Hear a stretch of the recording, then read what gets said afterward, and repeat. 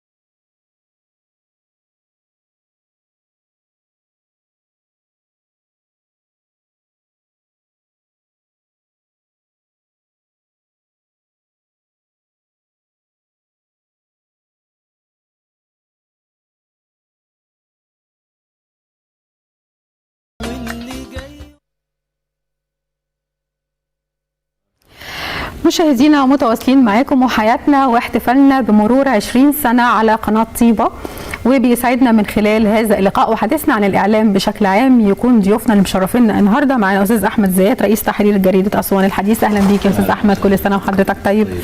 أيضا معانا دكتور أحمد كامل رشيدي، دكتور أحمد عميد كلية التربية سابقا وعضو اتحاد الكتاب المصريين والعرب. أهلا بحضرتك، شرفتنا ونورتنا. المشاهدين وكل سنة وأنتم طيبين. وحضرتك بألف خير. طيبين معاكم كمان بإذن الله. طبعا أنتم مشاركينا في العمل الإعلامي من البداية خالص، يعني من أول يوم. التركة شلناها مع بعض بالظبط طبعا، والنجاح شلناه مع بعض. والله. طيب لو حبيت ابتدي مع استاذ احمد زيات ونتكلم عن الاعلام بشكل عام، و في هذا الصخب الاعلامي والفضائيات، ولا المحليات، لا تلفزيون الدوله، لا الصحافه المكتوبه، لا الصحافه اللي بتنشر عن طريق النت، اشياء كثيره جدا وجلبه قويه جدا في المجال الاعلامي. حضرتك شايف الاعلام الصحيح ممكن يكون ازاي؟ اولا طبعا احنا بنهنئ الساده المشاهدين واهل اسوان واهل جنوب الصعيد لهم بشهر رمضان المبارك، ايام طيبه، ايام الخيره، وبنتمنى لبلادنا في هذه الفتره ان تعيش فتره من الامن والاستقرار، وان احنا نقبل على حياه افضل باذن الله تعالى. وبنهنئ طبعا قناة طيبة، والقناة الرائدة في مصر. أنا بعتبرها قناة رائدة مش مجاملة، ولكنها حقيقة، لأن هذه القناة يعني بتعمل وفق الأخلاق الإعلامية أو الشرف الإعلامي الصحيح. بوجه التهنئة لكل العاملين في هذه القناة. أنا يمكن من واحد من اللي حضرنا افتتاح هذه القناة سنة 96، وكنا فخورين وكلنا أمل بوجود هذه القناة أنها هتبقى منبر وهتبقى منارة للصعيد كله ولجنوب الصعيد في تحقيق آمال المواطنين واهالي اسوان واهالي قنا واهالي الاقصر وكل محافظات الصعيد اللي بتوصلها هذه القناه. طبعا القناه بتوصل دلوقتي كل هي على النايل سات طبعا، وبتوصل كل مكان. الاعلام لو اتكلمنا عنه، الاعلام طبعا رسالته رساله كبيره، رساله ساميه، رساله خطيره، لانه مسؤول عن توجيه فكر المجتمع وتوجيه المواطنين للمفروض للشيء الأصوب، الشيء الأحسن.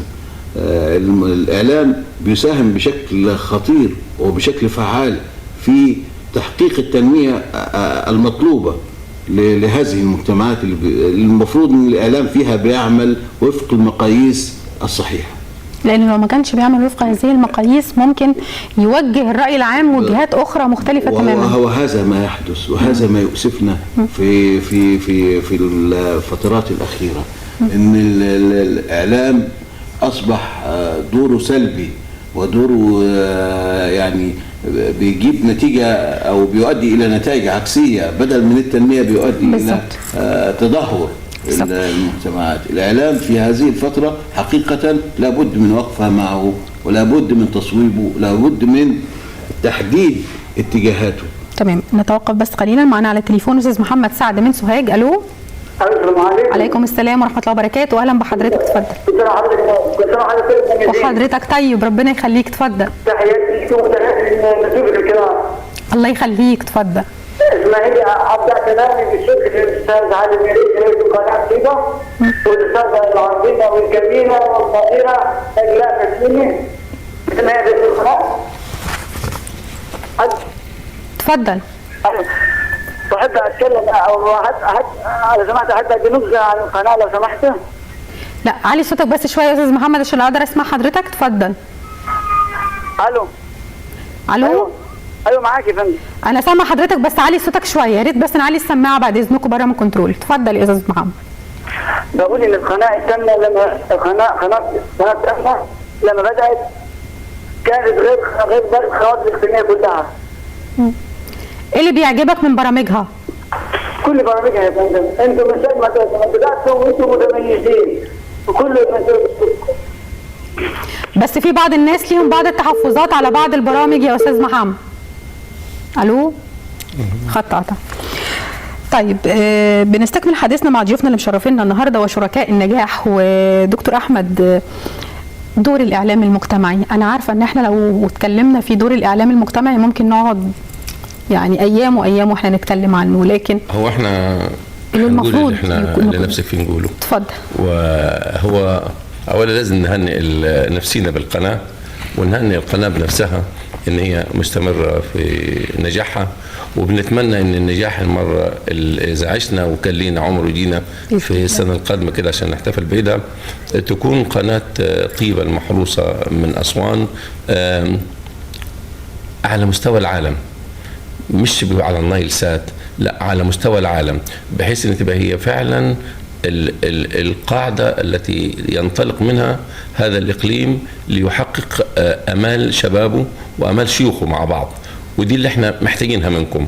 لكن هو الإعلام ذاته لما تتكلم على الإعلام ودوره، الإعلام ده حتى في الاصطلاح اللغوي من بابه علم وعلم وأعلم وعمل، فالأربع مصطلحات في قاموس اللغة بيأكدوا أن الإعلام هو نوع من التحويل لتغيير الفكر الى الاتجاه المطلوب، الى الوعي اللي احنا عاوزينه.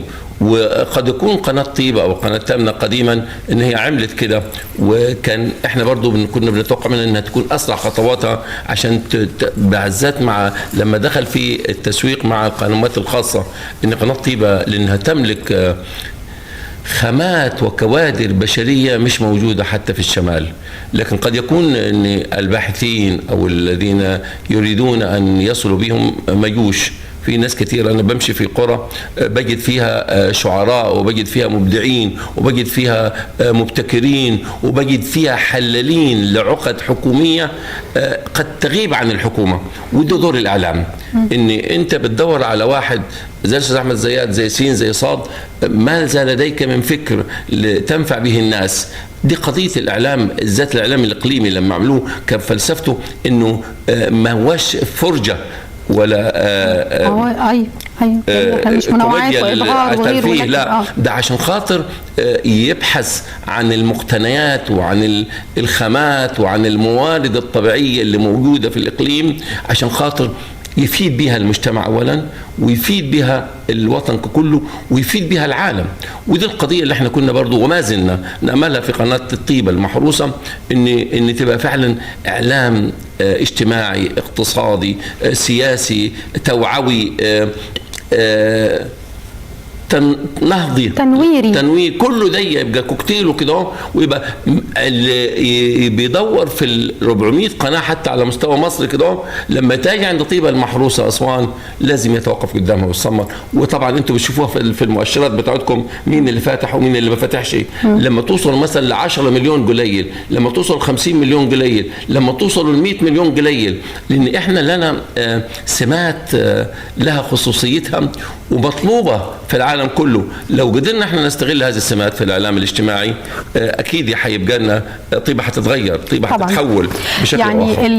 الجوائز الموجوده قدامي دي على الترابيزه، واللي موجوده في الخلفيه، واللي موجود قدها كمان مرتين ثلاثه في مكتب رئيس القناه، دي كلها جوائز حصدتها قناه طيبه على مدار 20 سنه، كلها في موضوعات مهمة. يعني دي عن أفلام تسجيلية بتتكلم عن مشكلات المرأة في الصعيد، عن أفلام تسجيلية بتمثل الجداريات الخاصة بمناسبات خاصة زي الحج وغيره. معظم هذه الجوائز إذا ما كانش كلها في قضايا كبيرة هامة تخص الصعيد في المقام الأول. المفروض إن احنا نحصد كل الجوائز. ما كانتش حتى عن برامج منوعات أو برامج عادية أو برامج حتى توك شوز، لكن هي كانت كلها أو معظمها في أفلام تسجيلية بتخدم قضايا هذا المجتمع. احنا ده اللي بنأمله. نأمل كمان ان يبقى دي يعني قناه استثماريه، بحيث ان احنا يبقى في مذيع متفرد بتدور على القنوات العالميه، عايزين ناخد ده، عايزين ناخد ده، زي ما بيكون في نادي كويس كده بياخدوا منه لعيب، يبقى من القناه دي والله كلهم فراوده عندنا، عايز بياخدوا يقول لك لا الولد ده او البنت دي ياخدوه عشان شرف لينا. بس معلش رجع لنا تاني استاذ محمد سعد. الو استاذ محمد اتفضل. الو استاذ محمد، استاذ محمد. طيب هذه مشكله من مشكلات الصعيد مثلا التليفون. لا اصل هو انتظر معانا كتير. بنرجع تاني استاذ احمد زياد ونتكلم على فكره تغيير فكر المجتمع. اكيد احنا جزء من مصر المحروسه في الصعيد بتتاصل بعض العادات والتقاليد، احيانا بتكون خاطئه واحيانا بتكون ايجابيه. لكن دور الاعلام ان هو خاصه الاعلام القريب من هذه الاماكن زي الاعلام الاقليمي ان هو يغير هذا الفكر للافضل ويغير هذه العادات والتقاليد للافضل ونروح للناحيه الاصوب، لان احنا دورنا في المقام الاول هو التنوير. ازاي ممكن الاعلام الاقليمي يقوم بهذا الدور في مجتمع يمكن بيرفض الى حد ما التغيير في بعض عاداته وتقاليده؟ ده هو شيء جميل طبعا، سؤال كويس. وده يمكن هو الرسالة الأولى والرئيسية للإعلام في مثل المجتمعات اللي احنا بنعيش فيها، إنه يبقى مسؤولية كاملة، مسؤولية أمام الشعب، أمام الله سبحانه وتعالى قبل كده إنه يسهم في تغيير العادات والتقاليد السيئة التي توارثناها كابرا عن كابر في هذا المجتمع. وده هي المهمة الأساسية، المهمة الرئيسية والمهمة العظمى للإعلام، إنه هو كيف يحول هذا المجتمع ويحول العادات السيئة إلى طاقة إيجابية، إلى طاقات إيجابية. إحنا قبل ما ندخل البرنامج كنا بنتكلم مع الدكتور أحمد ومع الزملاء اللي كانوا حاضرين معنا بره، إزاي إن في عادات بين شباب أسوان وشباب المحافظات الصعيدة، إن العادات السيئة في فهم ثقافة العمل. ازاي احنا بنقول ان احنا عندنا بطالة؟ لا، احنا ما عندناش بطالة، احنا عندنا جهل بثقافة العمل. ان الشاب مش عايز يشتغل اي شغلانة، مش عايز يعمل اي عمل، عايز يشتغل مدير، عايز يشتغل بيه ويقبض وياخد فلوس وبس. لكن كيف ينتج؟ ودي قضية المجتمع كله، قضية مصر حاليا هي كيف ننتج، الانتاج. احنا اذا ما ساهمناش في تحويل ثقافة الشباب اللي عندنا من هذه العادات السيئة وعدم قبول العمل والتراخي في العمل الى الانتاج، وان اشتغل اي شغلانة. انا هقول لك، انا مش عايز اطيل، لكن لا اتفضل براحتك اتفضل. كيف كان اجدادنا بيقدروا قيمة العمل. لما نيجي زي الامام العز بن عبد السلام وهو سلطان العلماء، سمي بأنه سلطان العلماء لفقهه وعلمه، ماذا كان يعمل في صغره وفي شبابه؟ كان حارس أحذية في مسجد الأموي في دمشق. كان حارس الأحذية اللي بيقعد جنب الرف بتاع الأحذية. هو الحارس بتاعه، هو صغير، هو شاب. كيف لهذا الرجل وهو أصبح سلطان العلماء ومفتي مصر ومفتي دمشق ومرتبة رفيعة من العلم، كيف وصل لهذه الدرجة؟ إنه قبل إزاي إنه كان بيشتغل حارس أحذية. فاحنا بنقول الإعلام ودوره في إنه كيف يوجه فكر الشباب، إن أنا أقبل على مدام عمل شريف وعمل كويس وعمل مفهوش ما يخل بكرامتي، أقبله وأعمله مرحليا، خاصة مع صغر السن. يعني هو سنه صغير يقدر يعمل كل حاجة، ما ينكرش قيمة العمل. حاجة الثانية واحنا برضو كنا بنتكلم فيها مع الدكتور أحمد، ازاي ان هو كان بيحكي لي عن هو عاش في الدمام وعاش في السعوديه وعاش في الخليج فترات من حياته، كيف ان هذه البلاد وهي البلاد الصحراويه ما فيش مكان فيها الا هو مظلل بالشجر. ثقافه التشجير، احنا هنا في اسوان بنعاني من الحراره الشديده وما عندناش ثقافه. كل واحد يعني يزرع له قدام محله قدام بيته قدام شجره يساهم. لا، ده احنا بنلاقي بنتفنن في قطع الاشجار. طيب استاذ محمد سعد رجع لنا تاني. استاذ محمد اهلا بيك. اهلا بيك يا مدام نفيد، وكل سنه وحضرتك طيبه. وحضرتك طيب، اتفضل. اسمعي لي بس في البدايه ابدا كلامي بتهنئه للاستاذ علي المريخي رئيس القناه، والاستاذ حنان نجلاء بسيوني نائب رئيس القناه، وكلهم كل سنه وحضرتكم طيبين. واهني حضرتك واهني كل العاملين بالقناه، والاستاذ علاء والاستاذ عميمه عبده اللي ساعدوني في تقديم اقتراحاتي وارائي للسيد رئيس القناه والسيد النائب تحته. واتكلم عن نبذه سريعه عن القناه التامنه. القناه التامنه منذ بدايتها كانت قناه متميزه جدا وغير باقي القنوات مختلفه. كنا بنقدم في اليوم المفتوح، ما كناش بنقدم اهداءات، لكن كنا بنقدم مواضيع هامه جدا. بنتكلم عن التاريخ، كنا بنزعج جدا جدا في تقديم البرامج، لان حضرتكم كنتوا بتقدموا يا نبيع الخير تشكى وصباح الخير يا تشكى في بدايه البث، لكن كنتوا مع ارتفاع درجه الحراره وكنا بداتوا في الصيف كانت الشمس مرتفعه، لكن حضرتكم استحملتوا الاعلام الجيد والموهبه اللي عندكم ما يقتش. وفي عام 2005 لما انضمت قناه النيل الرياضيه لقناه التامنه وقدمت كانت بتشاركنا في التقديم، البث بتاعنا كان 16 ساعه، كنتوا حضرتكم بتقدموا 8 ساعات وهم بيشاركوكم في 8 ساعات. القناه التامنه متميزه جدا جدا جدا، لكن ناقصها افراد امكانيات. واللي بيقول ان القناه التامنه بتقدم مسلسلات قديمه فلا، من ساعه بدايه تولي الاستاذ علي المريخي رئاسه القناه وهو ليه 3 سنين بتقدم القناه التامنه مسلسلات جديده اول عرضها.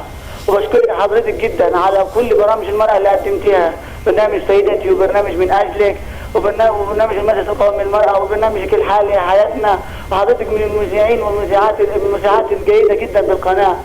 وبشكركم جدا وبقول لحضرتكم انا بشكر الاستاذه هبه عثمان عن الحلقه اللي قدمتها برنامج حياتنا من قناه السويس، والاستاذه تاليا دانيال على الحلقه. حضرتك متابع جيد جدا الحقيقه لكل شغلنا من البدايه يعني. من مدينه كركر يعني انتم بتتعبوا بجد والله العظيم، يعني نعم احنا محتاجين شويه امكانيات، وكتر خيركم انتم بتغطوا 6 محافظات في اقليم جنوب الصعيد، وانتوا اللي عاملين لجنوب الصعيد وعاملين لمحافظه سوهاج وغير محافظه سوهاج، انتوا اللي حاطين لنا الحياه.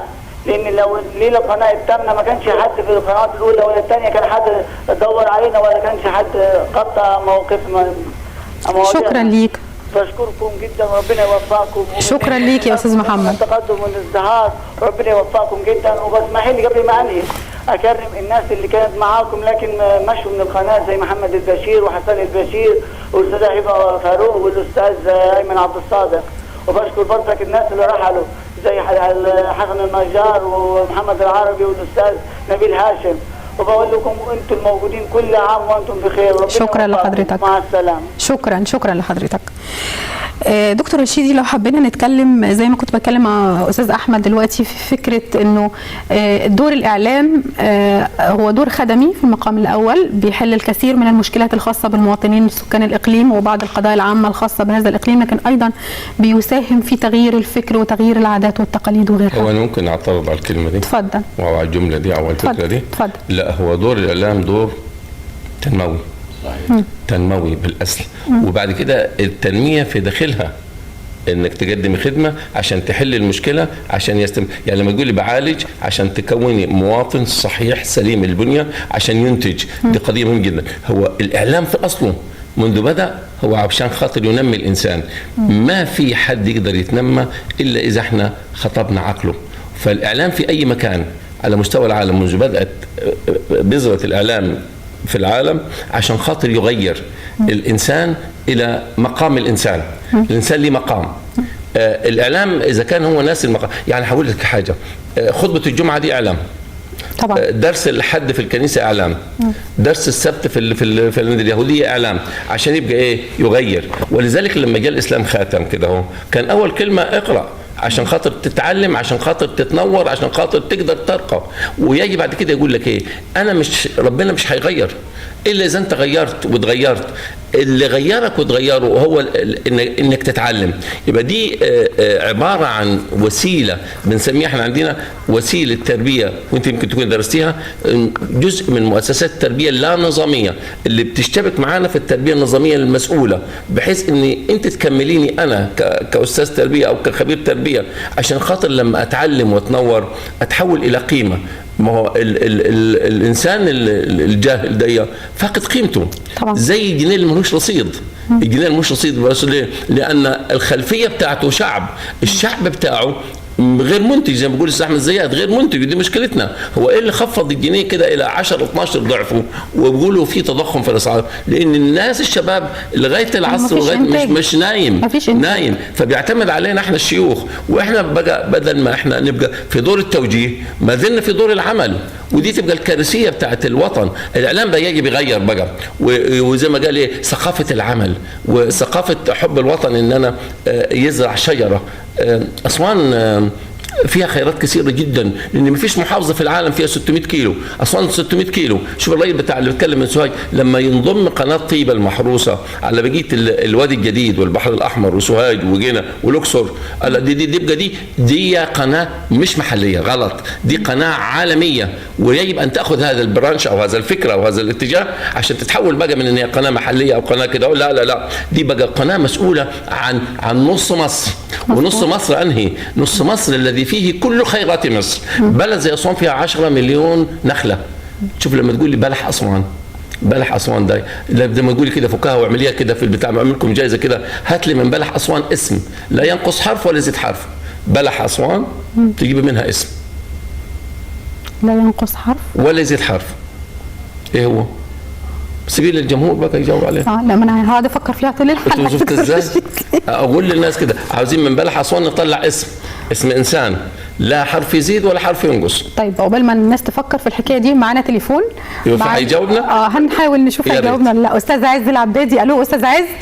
الو السلام عليكم. اهلا بيك. عليكم السلام ورحمه الله وبركاته. كل سنه وحضرتك طيب. نجا حمادي قريه السلميه وحافظ كده. اهلا وسهلا بيك. اهلا بيك. اتفضل. اول حاجه بسم الله الرحمن الرحيم وكل سنه وانتم طيبين. وحضرتك طيب. وشعب اسوان الطيب الهدي المحترم. ان قناه الصعيد دي يا فندم سيادتك يا سياده مدير القناه، قناه الصعيد دي تمثل الصعيد عامه. الصعيد ده لو رجعنا شويه لورا، الصعيد ده شرف مصر.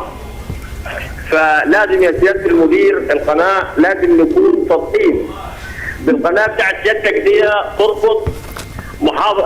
تربط من محافظه اسوان، تربط جمهوريه مصر العربيه. بس هي مبدئيا يا استاذ عز لو سمحت، هي القناه مش بتاعت حد معين. هو يعني اذا كان حد بيكون هو القائم او هو المسؤول عن اداره المكان، لكن هو في الاخر هي مش بتاعت حد، هي بتاعت الشعب وبتاعت الدوله. انا فاهم يا فندم، انا فاهم. القناه دي يا فندم وجه الصعيد، القناه دي وجه الصعيد.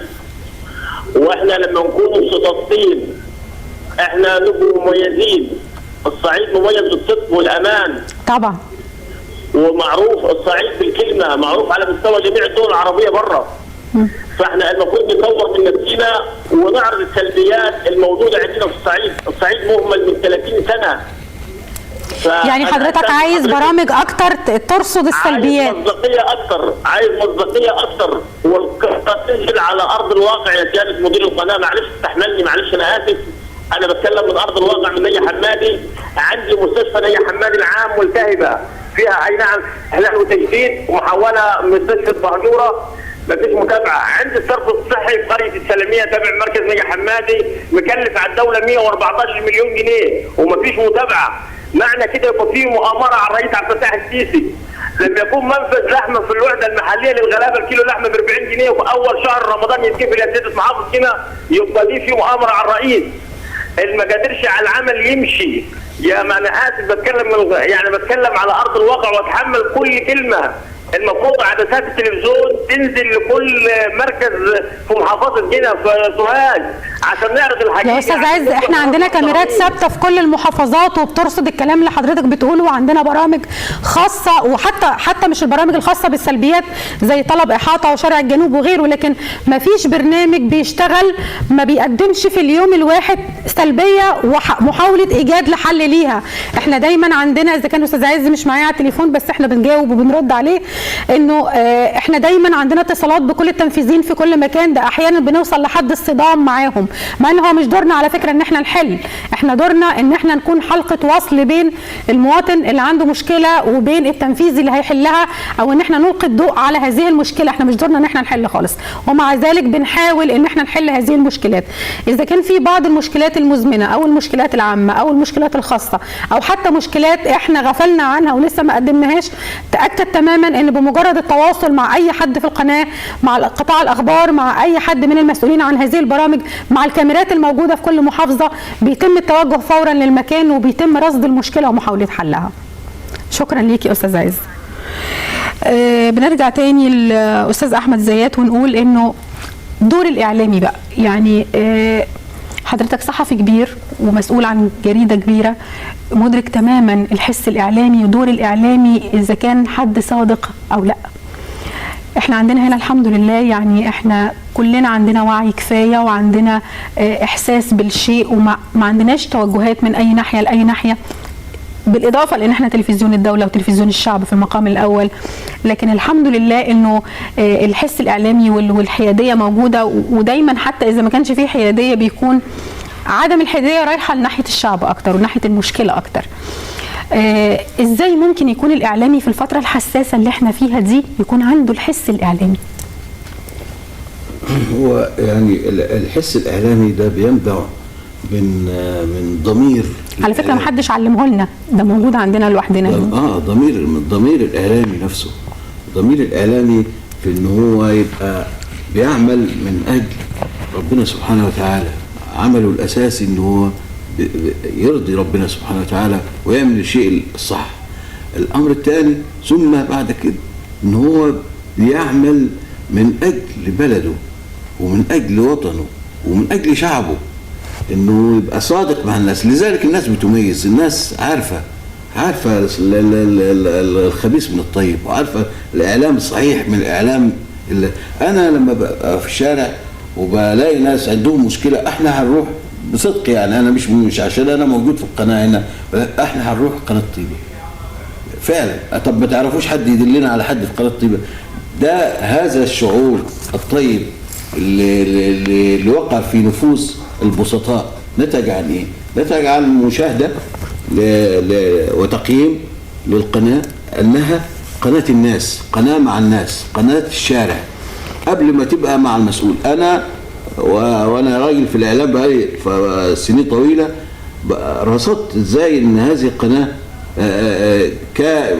يعني هذا الرصد نتج عن ملاحظات. هذه الملاحظات كيف يستقبل المسؤول الكبير في المحافظه ردات فعله عن القناه. انا لاحظت في مسؤولين طبعا ضيقي الصدور، ما بيحبش النقد، ما بيحبش النقد. ومش غير النقد، احنا دورنا في الاعلام ان احنا مش بننتقد، يعني احنا عايزين نصلح. النقد البناء، وده النقد البناء انا بعتبره ان انا بجيب طوبه في مبنى كبير بساهم في بنائه، ان انا اكشف فساد، او انا اوجه الضوء على قصور معين بيعاني منه الناس. ما هو معاناة الناس دي بتتطور وبتبقى لها سلبيات ولها آثار مدمرة، فأنا كإعلامي بألفت نظر المسؤول إلى هذا القصور، يا سيادة الفلان في المكان الفلاني ده فيه، وده الدور اللي بتلعبه وبدون به هذه القناة. ومعظم الإعلاميين في هذه القناة يعني بيقوموا بهذا الدور. وأنا يعني لاحظت كتير وعاصرت وشفت مناوشات بين المسؤولين وبين بعض مقدمي البرامج والإخوة المسؤولين عن بعض الفقرات زي البرامج طلب إحاطة وزي صباح المحروس، بيخشوا أحيانا في اشتباكات عنيفة مع المسؤولين. لأنه في مسؤول ضيق الصدر ما بيقبلش، بيعتبر ان ده ان انت لما بتكشف له قصور او بتوجه نظره الى قصور معين بيعتبر انك انت بتدخل في صدام معه او بتحاول تنال منه. لا، ده احنا بنساعدك. في مسؤولين بقى فكرهم عالي، الله يرحمه محافظ أدري عثمان، كان احنا كنا في الوفد، يعني كنا بنعمل حملات في العصفورة وكده، فكان فيها هجوم شديد، عزبة أدري عثمان عزبة. ففي يوم قال لي يا أستاذ أحمد، أنت يعني أنت رضيك اللي بيحصل ده في البرنامج بتاعك؟ قلت له أنا صحفي، كنت لسه صغير في الثمانينات، مانيش مسؤول يعني عن لكن أنا إذا كان في حاجة أنت شايف ليها رد، أنا مسؤول إن أنا أنشر لك الرد بتاعك. قال لي طب انا عايزك في حاجه اهم من كده، انتوا بتعملوا دور كويس ومعقول، انا فعلا في حاجات مش بقدرش احلها، وعايز الحكومه فوق تبقى منتبهه ان الموضوع ده بيعاني منه الاهالي والناس في اسوان. وانا طلبت في حاجات في الصرف الصحي وفي الميه الناس بتعاني منها، عايز اعتمادات، انا هذه الاعتمادات مش قادر يعني اجيب احصل عليها. فلما تنشروا انتوا الكلام ده تساعدوني شوية. الوزراء ورئيس الوزراء هينتبهوا للقصه، بتساعدني. فده فكر راجل الله يرحمه، راجل مسؤول يعني. ان هو مش ناخده وخلاص، احنا بنحاول نبحث عن حلول. لكن في محافظين تاني بيدخل في اشتباكات. مظبوط. انا في محافظ مره طلعني من مؤتمر، قال لي لا اتفضل اطلع بره. ليه؟ لانه عارف ان انا هنشر ايه او هكتب ايه، وده لا يرضيه. فانا عايز اقول ان دور القناه هنا يعني ما شاء الله منذ اقامتها لم تنافق مسؤول ولم تجامل مسؤول، ولكن قدمت الحقائق، لذلك نالت رضاء واعجاب المواطن وهو الاساس. طيب معنا على تليفون الحاج ابو الحسن من السعوديه. الو الو حاج ابو الحسن، الو. طب يبدو ان الخط فصل علشان احنا طولنا عليه. دكتور رشيدي معانا استاذ صلاح ابو العطا من طنطا. الو. السلام الله عليكم. عليكم السلام ورحمه الله وبركاته، اهلا بحضرتك. انا وانتم طيبين ورمضان كريم. حضرتك بخير، الله اكرم، اتفضل. فاذا كان المحبين لكم والمشاهدين لكم يبنون في قلوبهم لكم بيوتا وقصورا، انا ابني في قلبي لكم وطنا باكمله. اقول لكم بكل الحب اتقدم لكم بالتهنئه في عيد ميلاد القناه، كل سنه وانتم طيبين، وتمني لكم كل النجاح والتوفيق والتقدم والازدهار، وكل العاملين بقناه طيبه بخير وبصحه جيده. ياتي عيد ميلاد القناه في شهر كريم، شهر رمضان الكريم. يا رب اجعل هذه الايام المباركه فرجا لمن ضاقت بهم الدنيا، واحفظ مصر من اهل الشر ومن كل سوء، وتقبل صيامنا وصلاتنا ومتعنا بالصحه والعافيه. امين يا رب العالمين. شكرا لك. انتهز هذه المناسبه لاقدم تحيه الى ارواح من رحلوا عنا، فلهم المغفره والرحمه وجنه الله. متمني لقناه طيبه لها كل المشاهدين والمحبين لها ولقناتكم كل التقدم والنجاح والتوفيق. شكرا. كل سنه وانتم طيبين وبصحه وعافيه وفي اسعد حال. شكرا. واجمل ما يعجبني في قناتكم مشاركه المشاهد والمشاهدين، الفكر والاراءه والمداخلات وحل المشاكل واتصالكم بالمسؤولين وعرض المشكله لايجاد الحل المناسب لها. ولكن اتمنى برامج ترفيهيه للمشاهد من مسابقات وجوائز واناشيد وطنيه. من قلبي شكرا. اتمنى لكم كل السعاده والتوفيق. شكرا يا استاذ صلاح. شكرا.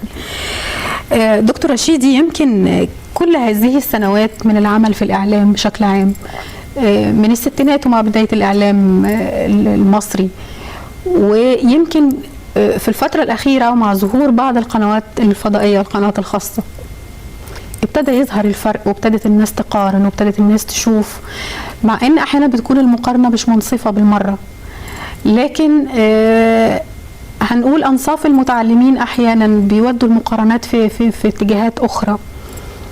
حضرتك شايف الاعلام المصري ازاي؟ شوف الاعلام المصري زي البحر، موجه عاليه، موجه متوسطه، وموجه هاديه، بالظبط كده. واللي يقول غير كده يبقى ما هوش متخصص ولا دارس ولا فاهم ماذا يعني الاعلام. الاعلام بتحكمه سوري احنا اسفين احنا اسفين بس عشان بنحتفل تحكمه منطلقات محدده. لما تقول اعلام خاص واعلام حكومي واعلام هو ده مش القضيه، لان مش في الحساب لا يجوز القسمه الا على نفس الشيء. يعني تقسم جنيه على جنيه، لكن ما ينفعش تقسم جنيه على قرش. الاعلام الحكومي بيأدي دور كويس جدا، والاعلام الاقليمي ده بيأدي دور عظيم جدا وفقا لامكانياته المتاحه. واللي احنا بنقوله لا يمكن نقارن طيبه بقناه تاني بتخش لها مليارات من الاعلانات. لكن انا بقول برضو عشان انا اشوف انا كمواطن اقول يعني في ركاب المثقفين ان محتاجين القنوات المحليه دي تاخد دورها في الاستثمار، عشان خاطر ان تقدر تصرف وتقدر تدي، لان احنا احيانا بيكون عندنا شيء مهم جدا هينفع الناس كلها، نطلب من القناه عشان حد يجينا يقول لك والله الكاميرات كلها بره، لان احنا شغالين ب4 كاميرات، ده ما ينفعش نقارن بيها وبين قناه خاصه. مشكله القناه الخاصه بتكسب مثلا في اليوم مليون جنيه في رمضان، او 5 أو 10 مليون جنيه، انتوا ما بتكسبوش، وبالتالي ما ينفعش نقارن. لكن احنا بنقول ان احنا محتاجين ان الاعلام الاقليمي خاصه قناه طيبه، وبنحتفل بعيد ميلاد ال20، ان يبقى فيها ليها نظره تنمويه استثماريه عاليه الجوده، مش تحل مشاكل أسوان، تحل مشاكل الصعيد كله، ودي سهلة وبسيطة وممكنة. زي ما بتقول الرئيس بتاع طنطا انه كنتوا بتدافعوا عن حقوق الناس، وانتوا لكم برامج كده قد زي ما بيقول احمد زياد بتخش للمسؤول، وده دور الاعلام، ان مش يقهر المسؤول، يحس المسؤول على ان في مشكلة. فبالتالي انت مش بتدور على كشف ستر عيوب، انت بتدور على تغطية مشكلة عشان يبقى ما فيش عيوب، وده المطلوب مننا كبشر كإنسانيين، عشان يبقى علاقتنا مع بعض علاقة مش هي جبر خواطر بالطبطبة، لا هي جبر خواطر بالعطاء النفعي الذي يجعل الإنسان سعيدا من داخله وراض وغير حاسد، ودي مهمة جدا في الإعلام. لكن لا يجوز أستاذتي إن أنا أقارن بين قنوات خاصة، القسمة تبقى قسمة تنضيظة، قسمة ظالمة. عشان كده بقول المقارنة لا تصح ما ينفعش ما ينفعش.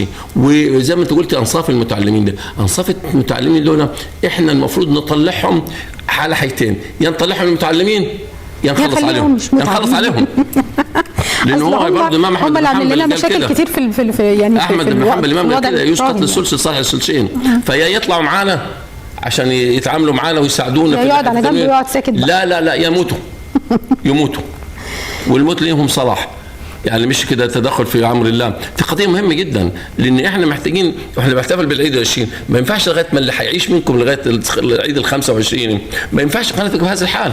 انا بقول لكم كده بهنيكم وبشتغل معاكم لكن محتاجين بقى الى تفكير بره الصندوق بقى، بره الصندوق خالص، تفكير بره الصندوق شويه، علشان لان انا بقول للمسؤولين في الوجه البحري بعد ما نطلع من كوبري امبابه ما لهمش دعوه بينا. خلاص فصلكم ربنا عنينا، لكم اله اخر. انا بكلم كده والله، احنا بنعاني مره. فالمفروض قناتنا دي تبقى تتحول الى، انا بقول من اسوان يبقى اي حد في الشمال يضرب لي تعظيم سلام، لا انتوا ناس 10 على 10 واحنا 10 على 10، مش كده يعني. بيور لسه ما اخذناش التلوث. يعني حتى التلوث اللي باجي في عندنا وسائل ميكانيزميه دفاعيه قويه بتشيل البتاع دي، ما فيش عندنا الاحقاد. لا عشان كده محتاجين قناه المحروسه تبقى عباره عن سياج واطار عشان تحمي الكينونه بتاعت الجمال بتاع الصعيد، لان فعلا احنا عندنا جمال، وفعلا عندنا اصاله، وفعلا عندنا رؤيه، وفعلا عندنا حل المشكلات مصر كلها. والله العظيم ما يقعدونا مع مسؤول محترم كبير كده لنحل لهم مشاكل مصر كلها دون ما يكلف مليم. لدينا برامج لحل مشاكل اسوان كلها ووديناها كده المحافظ المنتفعين والوسوس البكاء دي يقول لك دي شايف اسوان دي فيها خيرات ملهاش حل. بنتمنى ان شاء الله يعني في الاعوام القادمه يكون في الحال يكون افضل. ومعانا تليفون، معانا مين؟ الو، معانا علا من اسوان. الو. السلام عليكم. عليكم السلام، اهلا بيكي، اتفضلي يا علا. كل سنه وحضرتك طيبه. رمضان. الله اكرم. بس صوت حضرتك بيقطع يا علا، يا ريت بس تتواجدي في مكان فيه شبكه بعد اذنك. كل سنه وكل طيبه. كل سنه. والله انا سامعه حضرتك بالعافيه، بس انا وصلتنا تهنئه حضرتك، شكرا ليكي. بنشكر ضيوفنا اللي شرفونا النهارده وهم شركاء الكفاح وشركاء النجاح ايضا. بنشكر استاذ احمد الزيات، شكرا جزيلا لحضرتك، شرفتنا ونورتنا، وكل سنه وحضرتك طيب. ودكتور احمد ليكم طبعا بالعيد ال20، وفخورين بالشطاره بتاعت العاملين في قناه طيبه. بتغزل برجل هو المهم المنتج اللي طالع والامكانيات اللي داخله. هذه الامكانيات الضعيفه والضئيله، لذا احنا بنهيب بالحكومه، بنهيب بالسيده صفاء حجازي رئيس اتحاد الاذاعه والتلفزيون ان تنظر الى قناه طيبه نظره فيها عطاء، ان الناس هنا شغاله بتغزل بالرجل، تغزل بالخشبه. والله ما عندناش تشتغل حد بإمكانيات بيهزر ضعيفة. ابدا، يعني بمجرد ما ينفعش ما أصلاً بنبقى ما ينفعش. داخلين يعني مش قادره اقول لك الناس بتبقى عامله ازاي. صح. احنا بنشكركم جدا. لا بس ما حدش حل لنا مشكله بلح اسوان تبقى اسمها ايه؟ تصور يعني نقول العدد القادم الاسبوع القادم ان شاء الله نعمل مسابقه وجايزه للي يحل. طب قولها لنا، طب غششها لنا. لا بلح اسوان الاسم بتاعها تجيب ابو الحسن. ابو الحسن، تجيب الحروف دي تفكيهم تعمليهم كده يطلع اسم بلح اسوان، يطلع ابو الحسن. ويبقى ايه؟ بلح اسوان هو البلح اللي هو ابو الحسن كله. ابو الحسن كله فعلا. احنا وقناه طيبه هي كل على مستوانا احنا والله العظيم راضيين وسعداء وبنأمل معاها وبندعمها. والله احنا بيقولوا لنا تعالوا بنيجي وعلى الرحب والسعه بتشرفونا وبتزيدونا علما وبتنوروا الناس وبتعلموا الناس في رضاء الناس. الناس في الشارع لما سيرة قناة طيبة سيرة طيبة، انا اللي معاه مشكله انا عايز اروح قناه طيبه. ده ليه؟ لان حاسس ان بنتمنى دايما نكون عند حسن ظن الناس، وانتم شرفتونا. استاذ احمد الزيات قيمه كبيره، والدكتور احمد كامل رشيد قيمه كبيره. بشكركم جدا، شرف ليا انا شخصيا انا موجوده معاكم النهارده في عيد ميلاد القناه. شكرا لحضراتكم. مشاهدينا هنروح معاكم لفاصل وبنرجع مره ثانيه متواصلين معاكم وحياتنا النهارده.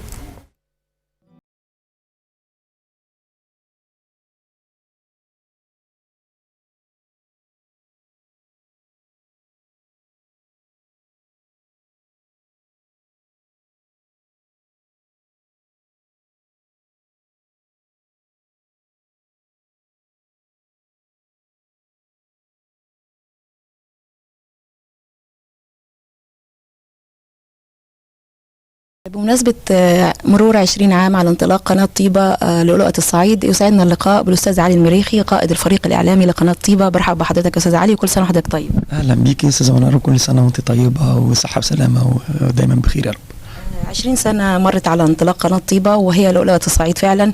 حاولت القناة من خلالها ال20 سنة دول ان هي تقدم كل هموم ومشاكل وطموحات ومواهب المواطنين الموجودين في هذا الإقليم الهام، إقليم جنوب الصعيد. في هذه الفترة حاولت القناة ان هي تلمس مشاعر الناس وتحاول تقدم كل ما يهمهم. تقييم حضرتك لهذه الفترة من عمر القناة، وازاي حاولت ان هي تقوم بدورها اللي انشئت من أجله؟ بداية أنا يعني بقول كل سنة وانتم طيبين لكل زملاتنا. في ناس دخلت القناة قبلنا مباشرة علشان يعني تنشئ القناة، زي العاملين في سواء العاملين في الصيانة أو العاملين في الهندسة الإذاعية أو العاملين في الأمن. وبقول لهم كل سنة وهم طيبين زملائنا جميعا يعني في هذه القطاعات. بعد كده كنا احنا طبعا جات القطاع البرامجي. قناة تمنى يعني كانت أمل من الأمال اللي تحققت. القنوات الإقليمية بشكل عام هي مجموعة من القنوات اللي الفريدة والمتفردة في الوطن العربي، يعني اللي بتفخر بها مصر، لأنه واضح انه كان مصر فعلا ادركت انه ريادتها لابد انه يصل الاعلام بتاعها الى اقاليمها، وان اقاليمها هي اللي دايما بتقدم كل ما يعني كل الاشياء المهمه في التنميه. بدانا طبعا كان في حماس شديد جدا، كنا فعلا منتشرين في كل منطقه في الاقاليم بتاعتنا، وخصوصا ان احنا يعني بنغطي مساحه ضخمه جدا من مصر.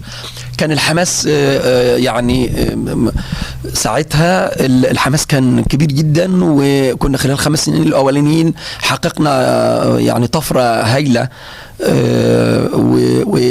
وقناه طيبه القناه تمنى بالذات ايامها كان قناه تمنى طبعا كانت فعلا مميزه ومتميزه، لانها كانت بتقدم مجموعة كبيرة من البرامج اللي فيها توثيق للتراث، برامج الثقافة، برامج الشعبية. كان ده يعني وكأن الناس مشتاقة انها لازم تطلع ده وتشوفه، فكان يعني كان يغلب الحماس على الناس، وكان بنقدم عدد ضخم جدا من البرامج، يمكن بيصل الى 120 برنامج اللي كنا بنعملهم. بعد كده طبعا لما حصل يعني خلال الفترة فترة 20 سنة طبعا حصل أكيد يعني تراجع وتقدم في فترات معينة، خصوصا لما نزلنا مع النيلسات. لكن بعد كده لما يعني تقدم عمر القناة، كان في 2009 إنشاء قطاع القنوات الإقليمية. ده بلور بشكل كبير قطاع القنوات الإقليمية، بلور دور القنوات الإقليمية بشكل يعني بشكل مكثف على أنها هذه القنوات التي تخدم الأقاليم والتي تنقل صورة الأقاليم لكل المصريين.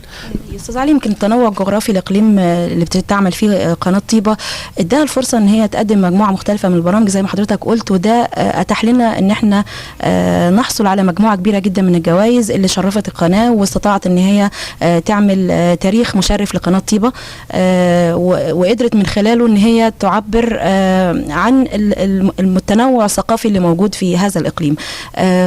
رؤية حضرتك لهذا التاريخ وإزاي مجهود الزملاء وتركيزهم في شغلهم وحماسهم اللي انت حضرتك كلمت عنه عرفوا ان هم يوصلوا لمجموعة الجوائز الجميلة دي ويعملوا التاريخ المشرف للقناة؟ فعلا قناة طيبة يعني من القنوات اللي حصلت على عدد كبير من الجوائز في 20 سنة اللي فاتت. ولو صنفنا حتى تصنيف الأعمال اللي فازت بالجوائز هنلاقي إنها بتمثل بشكل كبير يعني أهداف القنوات الإقليمية. يعني في برامج حصلت في التوثيق، وبرامج حصلت في التحقيقات، وبرامج حصلت في التنمية، حصلت على جوائز في التنمية. وبالتالي يعني من خلال حتى عدد الجوائز اللي حصلت عليها أو مجموعة جوائز منها كانت متنوعة بتنوع نقلها للإقليم بتنوع هذا الإقليم معبرة بشكل كبير عنه. يعني احنا يعني بداية مثلا من الحاجات المهمة جدا اللي القناة تمنى نزلت لها من 20 سنة من أول إنشائها في 99 في من 96 طبعا 96 كانت عامل برنامج أنشودة مكان، وده كان البرنامج الوحيد يمكن في مصر كلها وفي التلفزيون المصري حتى كله، لأنه القنوات دي كانت تابعة للتلفزيون المصري. البرنامج الوحيد اللي بدأ يدخل في حلايب وشلاتين وأبو رماد المثلث ده، والكاميرات تدخل كأول كاميرات تدخل سنة 96. وحصلت على الجائزة الفضية الأستاذ محمود الغنيم والأستاذ سمر طه، وده كانت أول جائزة يمكن خدتها القناة. بما يعني إنه يعني شوف أهمية هذه القناة بأنها يعني بتدخل الأقاليم المصرية وبتنقل الصورة عنها حتى لو كانت هذه الأقاليم بعيدة عن المراكز، يعني بعيدة عن أسوان كمركز مثلا عن مقر القناة ب400 كيلو. كنا بيروحوا أسبوعين ويصوروا مع الناس مناحي الحياة في حلايب وشلاتين وأبو رماد. وحصلوا على جائزة سنة 99 الاستاذ محمود الغنيمي والاستاذه سمر طه، كانت اول جايزه لينا. انت بعد ما تخلصي مرعى بتروحي تعملي لهم الاكل؟ اروح اعمل لهم الاكل.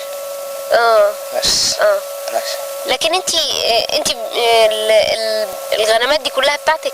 لا باخذ من ده ومنك ومن غيرك يعني، وتضل معاش بعديها تاخدي من الناس وترعي لهم يعني عشان تجيبوا لي حاجه من وراهم. يجيبوا لك حاجه ايه؟ بيدفعوا لك فلوس على كده؟ ساعه فلوس وساعه دقيق سكر وشاي. لكن اكتر الوقت ايه يدوكي دقيق ولا ساعه بتطالعوا الناس اللي القاها اخذها. لكن انت تحبي يدوكي ايه؟ انا لو القى فلوس ماله، لكن علشان الماده بتاعتي تعبانه يجيبوا دقيق يجيبوا سكر اخذ، يجيبوا فلوس اخذ، كل حاجه بس اقبلها علشان الماده بتاعتي. بعد كده كانت برامج اللي فيها توثيق للعادات الشعبيه والفنون الشعبيه. الحج طبعا حصلنا في جدارات الحج على الجائزه ايضا الفضيه. لو اتذكر انه ياما كان حصل عمرو الليثي على الذهبيه، واحنا حصلنا على الفضيه، والبرونزيه كانت حصل عليها برنامج خلف الاسوار. يعني انا اتذكر انه خدناها في مجال التحقيقات، فكانوا الثلاثه معانا وبعد كده طبعا توالت عدد من كبير من الجوائز. حتى مجال الاغنيه المصوره احنا حصلنا على الجائزه البرونزيه في مجال الاغنيه المصوره الاستاذ مصطفى عارف والاستاذ رمضان الجعفري، وحصلنا على الجائزه الذهبيه في برامج الطفل، ودي يعني ودي انا اتذكر انها كانت الجائزه الوحيده للتلفزيون المصري. كانت مدام زينب سويدان رئيس التلفزيون، وكان ده الجائزه الوحيده للتلفزيون المصري يمكن في الاطفال كمان كان لهم. وبعد كده كان عندنا في 2008 طبعا جائزه جامعه الدول العربيه عن عماله الاطفال. كانت الدكتوره سميره وزيري والاستاذ طارق عبده والاستاذ عبده فضل حصلوا على جائزه من جامعه الدول العربيه في مجال عماله عن تحقيق حوالين عماله الاطفال. وبعد كده في 2000 ده كان في 2008. احنا في 2003 حصلنا على الذهبيه الاستاذ امل عبد الجليل والاستاذ اشرف الحويري عن كدوده للاطفال والاغنيه طبعا المصوره. وبعد كده حصلنا على في 2006 على الجائزه الفضيه عن بيوت الجبل، توثيق برضه للتراث المعماري في اسوان. والاستاذ سعيد عبد العزيز تصوير كان يعني ده كان حصل على الفضيه. وبعد كده حصلنا في يعني في بسيوني طبعا ليها برضو 4 جوائز. كان منهم كان اولهم اللي هو على العنوسه لسنا عرائس حلوى وشد الضفاير. لسنا عرائس حلوى لم نعد في الانتظار. كان اسمه لم نعد في الانتظار حوالين مساله العنوسه وازمه العنوسه عند السيدات. كان الاستاذ علي عبد المجيد هو المعد لي، ومصور سيد يونس، والاستاذ نجيب بسيوني كانت المخرجه. بعد كده حصلنا على جوائز. كل ده كان في قطاع القناه الاقليميه، يعني ده في قطاع القناه الاقليميه بعد إنشائه. حصلنا بعد كده على الجائزة الذهبية في لسنا عرايس حلوى أستاذ نجيب بسيوني، وبرضو السيناريو في شد الضفاير جائزة السيناريو.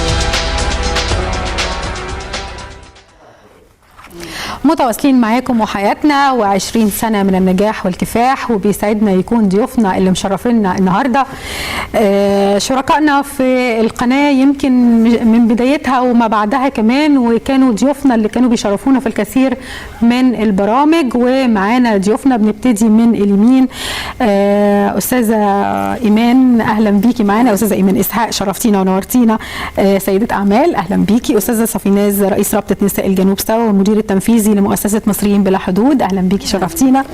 أستاذة نجاة سيد علي، عضو مجلس إدارة ورئيس لجنة المرأة بالاتحاد الإقليمي للجمعيات، أهلا بيكي. أستاذة ليلى إبراهيم، مدير مركز إعلام أسوان بالهيئة العامة للاستعلامات، أهلا بيكي. شرفتونا النهارده وإحنا بنحتفل بعيد ميلادنا إلى 20، وحابين نبتدي مع أستاذة نجاة. نبتدي مع الجمعيات الأهلية ودورها ومساهمتها في الإعلام، لأن هي الأكثر احتكاكا بالناس وأكثر قربا من المجتمع، وده كانوا هم شركاء مع الإعلام في الإبراز الكثير وحل الكثير من المشكلات الخاصة بهذا المجتمع. دور الجمعيات مع الإعلام في تنمية المجتمع. هو حاليا طبعا اولا كل سنه وانتم طيبين، قناه تامنه وكل حبايب اللي فيها، المذيعات الجميلات بتوعنا والاخوه المخرجين والمعدين وكل القائمين. فعلا يعني قناه تامنه احنا بنعتبرها كانت اناره جديده للاسوان كلها والصعيد كله. بالنسبه لما هتكلم احنا عن الجمعيات الاهليه ودورنا كتنميه، حاليا احنا لما بنشتغل تنميه بيبقى اساسي ان انا عندي بشتغل تنميه، وداخل التنميه عندي خاصه لجنه اعلام. فالاعلام لا دوره طبعا مهم. وبعد كده غير كده احنا يعني نعتبر كل الاعلاميين دلوقتي بالنسبه اللي عندنا في اسوان سواء صحافه او اعلام اذاعه وتلفزيون بيبقوا معانا في شراكه في كل الاعمال بتاعتنا، ويبقى لهم ادوار مجتمعيه بالاضافه لدورهم الاعلامي. بالظبط كده. وفي نفس الوقت بنقدر نبرز المشاكل بتاعتنا، يعني بيبقى في توصيل المشكله فعلا وفي ازاي نشتغل عليها. ده كله طبعا برزناه الشغل ده كله عن طريق الاعلام، والناس عرفتنا على مستوى الصعيد وعلى مستوى جمهوريه مصر العربيه، ويمكن فينا من يعني احنا مجموعه كبيره على مستوى الدول العربيه عن طريق الاعلام طبعا يعني. تمام. استاذه ايمان، لو حبينا نتكلم عن دور الاعلام مع المراه، يمكن انه المرأة في الصعيد بالتحديد تكون سيدة اعمال، دي من الادوار الهامة جدا اللي ظهرت في الفترة الاخيرة، انه السيدة تقدر ان هي تتحمل مسؤولية ان هي تكون سيدة اعمال، وتقدر ان هي تجازف بفلوسها وبمكانتها ان هي تخوض هذا المجال. هل حضرتك شايفة ان الاعلام ساهم او قدر يساعد سيدات الاعمال في ان هم يقوموا بدورهم بنجاح؟ كل سنة وأنا الأول بشكر القناة وبقول لها كل سنة وأنتم طيبة والعاملين فيها، وبشكر الأمة الإسلامية كلها وبقول لهم كل سنة وأنتم طيبين بمناسبة حلول شهر رمضان الكريم. طيب. قعدوا علينا بالخير واليوم المبارك إن شاء الله. آمين يا رب. بالنسبة للإعلام طبعا ليه دور مهم جدا، لا ننكر الإعلام خصوصا الإعلام المرئي أصبح اليومين الأواخر بيأثر تأثير مباشر في كل حاجة يعني في حياتنا. يعني احنا ممكن بناخد الفكرة من الإعلام، حاجات مش عارفينها من الإعلام. بالنسبة بقى لمجالي أنا هو مجال السياحة أو الأعمال، بالنسبة لسيدة الأعمال أنا هتكلم من على موضوع السياحة. اسمحي لي أنا هتكلم عن السياحة وبعدين هتكلم عن الإعلام كان ليه دور كبير في إن هو ساعدنا إحنا كسياحة. عمل يعني أنا فاكرة في البرنامج هنا وقناة طيبة معايا مخرجه كانت حنان العمده، وهذكر اسمها لان عملنا برنامج زي برومو كده عن السياحه. حنان كانت عامله مجموعه حلقات خاصه بقضيه السياحه. وده شيء يذكر للقناه ان هي عملت تنشيط. وعلى فكره عايزه اقول لك الموضوع انا شيرته على الفيسبوك عندي، لقيت رد فعل اصحابي اللي هم بتوع السياحه خارج اسوان بيقولوا لي هايل، يعني في حاجات ناس كتيره ما شافوهاش حنان اظهرتها في البرومو اللي هي اللي عملته. وده شكرا بوجهه ليها بصفتي سيدة سياحة. والجزء الثاني اللي هتكلم فيه اللي هي المرأة. المرأة أنا جيت هنا كذا مرة واستضافوني هنا القناة وتعاملت معاهم واتكلمت عن الأعمال وإزاي تكوني سيدة أعمال وإزاي تقومي بمشاريع. ويمكن اكيد في ناس كتيره قالوا لا ده طب ما في واحده اهو بتجازف بفلوسها او بتعمل وما فيش. لان احنا كان برضه خدي بالك الصعيد كان ليه نظره للمراه. لا ايوه طبعا. يعني ايه ست سيده اعمال، او ايه ست تبقى مديره، او ايه ست تبقى صاحبه مصنع، او ايه ست تبقى مش عارفه صاحبه مشروع. ده تحدي في حد ذاته. لكن كونك انك لا انا موجوده وانا بتحدى وممكن انا ليا القدره، مش تحدي للراجل، انا زيك برضه، وانا ممكن ابقى سيده اعمال ناجحه برضه، لان هي اصلا قواعد معينه. طبعا الاعلام كان ليه دور كبير جدا جدا في توعيه الناس بالموضوع ده، وخصوصا قناه طيبه. انا عن نفسي يعني التقيت بيها كذا مره يعني وبشكرها يعني شكر خاص. تمام. معنا على التليفون سياده اللواء مجدي حجازي محافظ اسوان. سياده اللواء صباح الخير. مساء الخير عفوا. سياده اللواء اهلا بيك. اهلا بحضرتك، كل سنه وحضرتك طيب. اهلا بيك يا فندم، كل سنه طيبين. وحضرتك طيب. النهارده بنحتفل بعيد ميلاد قناه طيبه ال20، ومزيد من الخدمات بتقدم للمواطنين. الحقيقه انه 20 سنه بتقدم خدمات للمجتمع، 20 سنه بتحاول تجد الحلول مع التنفيذيين لحل مشاكل المواطنين، وتكون حلقه الوصل بين اصحاب المشكلات وبين التنفيذيين. هو طبعا يعني اسمحوا لي ان انا اهنئ قناه طيبه عيدها ال20، وان شاء الله تكون السنوات الجايه اكثر انجازا واكثر تقدما للقناه والاسوان. واحنا على فكره برضه انا بعتبر ان مؤشر تقدم قناه طيبه هو مؤشر تقدم محافظه اسوان بالكامل. والحقيقه يعني اسمحوا لي برضه ان انا اشكرهم وبشكر كل اللي عاملين في اعلام في اسوان، وخاصه قناه طيبه، لان هم فعلا بيساعدوني كمسؤول تنفيذي على تلبيه مطالب الشعب، سواء ان هم بيبلغوني او بيعرفوني بشكل او باخر بعض المشاكل اللي بيعاني منها الناس، وبنتخذ قرارات وبنشتغل على اساسها، او لما انا بكون عاوز افضل الناس بحاجه، اعلمهم بحاجه، اقول توجيه معين او حاجه معينه حل مشاكلنا كلها، برضه احنا بنستغل القناه، وده دور طيب طبعا، ونتمنى تنميته باستمرار ان شاء الله. وبكرر تهنئتي ليكم وللقناه فرد لكل العاملين فيها. شكرا. ست لواء، حبينا نتكلم عن الجهود المبذوله لضبط الشارع الاسواني في الفتره الاخيره. هو طبعا الحمد لله يعني حاجات كتير بنعملها، ابرزها اخر حاجات يعني اللي احنا ان شاء الله هنشتغل بتعريف التاكسي العداد. احنا كان عندنا نوعين من انواع التاكسي من الاسواق، تاكسي العداد وده تاكسي بيشتغل بالعداد وكل المواطنين كانوا بيشتكوا، وبرضه السواقين كانوا بيشتكوا. فاحنا قلنا نحط حاجه محدده خاصه، عملنا لجنه كبيره بتمثل السواقين في النقابه بتاعتهم، وناس بتمثلوا المواطنين والمرور واداره المواد عندنا في المحافظه. الناس دول عملوا اكثر من اجتماع مع بعض واقترحوا تعريفه معينه وهم عرضوها علينا، ناقشتهم فيها وتاكدنا ان التعريفه ديت مناسبه لكل من السائق والمواطن. وانا باكد على كده لان انا كنت حريص جدا جدا جدا على مصلحه السواق، زي ما انا حريص على مصلحه المواطن، وحددنا هذه التعريفه ونبتدي نشتغل ان شاء الله من 15/7، وندير الفرصه دلوقتي من 15/7 علشان التاكسيات تعدي الاوضاع الجديه. يعني لو المفروض يروح يعيش فحص المرور بالنسبه للعداد ويظبطوا العداد ويعيروه ويشتغلوا بهذا. النوع الثاني اللي هو التاكسيات اللي بتدير على الناس، هي تبع راكب، وديت حددنا تعريف محدده لكل منطقه لكل اسبوع من الى ده تكلفته كذا وتكلفته كذا. برضه راعينا فيها كل الحاجات استرشادها من محافظات اخرى برضه، وحددنا حاجات ترضي جميع الاطراف، وهيتعلق على العربيات كشف هذه المسافات والاسعار بتاعتها. وان شاء الله انا واثق ان كل من مواطني اسوان والسائقين على هذه العربيات هيلتزموا بهذا العمل، وده هيريح ناس حاجات كتير جدا جدا جدا، مشاكل والخناقات ودي كل حاجه برضه محدده ومعروفه. بالاضافه برضه ان انا بضمن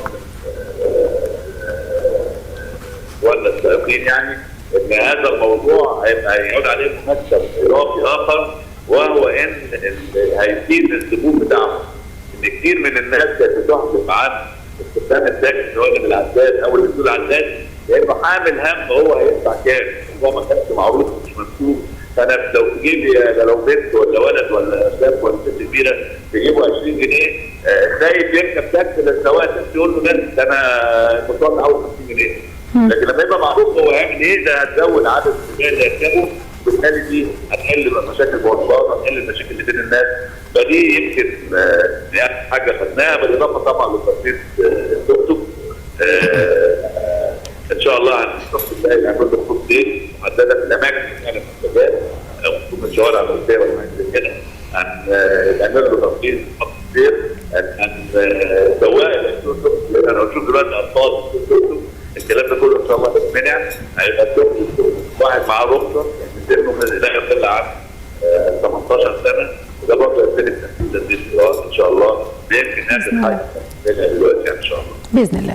سياده اللواء، احنا بنشكر حضرتك شكرا جزيلا على وجودك معنا النهارده من خلال حياتنا، وان شاء الله يكون لنا لقاء قادم باذن الله. شكرا جزيلا لحضرتك. ان شاء الله، وكل سنه وانتم طيبين، وللضيوف في الاستوديو كل سنه وانتم طيبين جميعا. شكرا لحضرتك.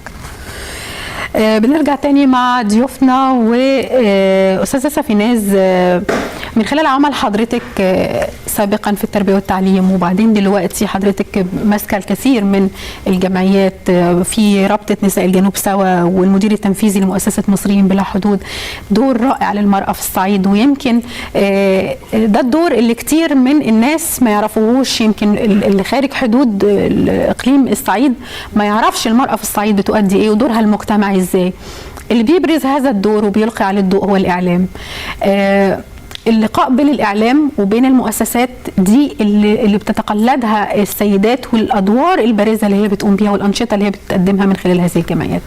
كلام مظبوط. وفي البدايه بقول كل سنه وانتم طيبين، وطبعا احنا في شهر مبارك بدأناه بشهر رمضان، وبعيد وبهنئ كل الأمة الإسلامية ومصر كلها. وبالأمس كنا بنحتفل بالعاشر من رمضان انتصارات أكتوبر، والنهارده بنحتفل بالعيد العشرين لقناة طيبة، اللي يمكن احنا كتربية وتعليم وكتوجيه لغة عربية كنا بدأنا معاكم المشوار في 96 تقريبا أو 95. وأقدر أقول إن الإعلام يمكن هو المرآة اللي بتسلط الضوء على كل نجاح موجود. واحنا بنقول ان المرأة فعلا كان ليها دور بارز، وخاصة بعد ما قدرنا نكسر الحاجز اللي هو بيقول ان الرجل هو كل شيء، وان المرأة مهمشة وانها غير متواجدة. لا، احنا دلوقتي بنجد فعلا المرأة متواجدة سواء في عملها التنفيذي او ما بعد. يعني انا كنت موجودة ايام ما كنت وكيلة وزارة، ايام ما كنت مدير عام تعليم عام، ايام ما كنت موجهة اول لغة عربية، وكان اتصالي بالاعلام كان هم اللي بيبرزوا كل المشكلات اللي موجودة عندنا واحنا بنحاول نحلها معاهم.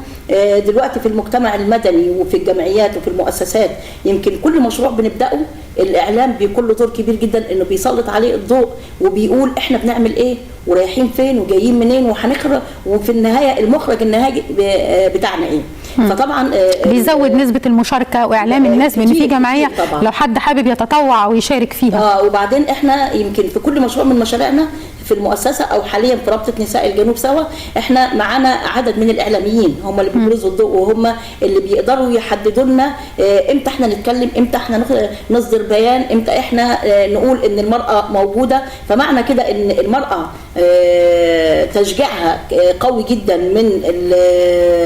من داخل الصعيد، وفي نفس الوقت بقول ان الإعلام بيسلط ضوء كبير جدا، وخاصة ان احنا لو نظرنا في الإعلام هنجد ان عدد كبير جدا من العاملين في القناة تامنة وفي إذاعة جنوب الصعيد من السيدات. حتى في الصحافة انتشرت السيدات والبنات ما شاء الله في الصحافة في كل مكان، يعني الوجود ليهم وشاطرين على فكرة. وشاطرين جدا جدا، وعشان كده احنا فرحانين بيكم ومرتبطين بيكم جدا وبنشجعكم وبنقول ان فعلا يعني انت لو حسبت عدد المذيعات اللي موجودات على الشاشة الصغيرة في أسوان عندنا هتلاقيهم أكتر من عدد المذيعين.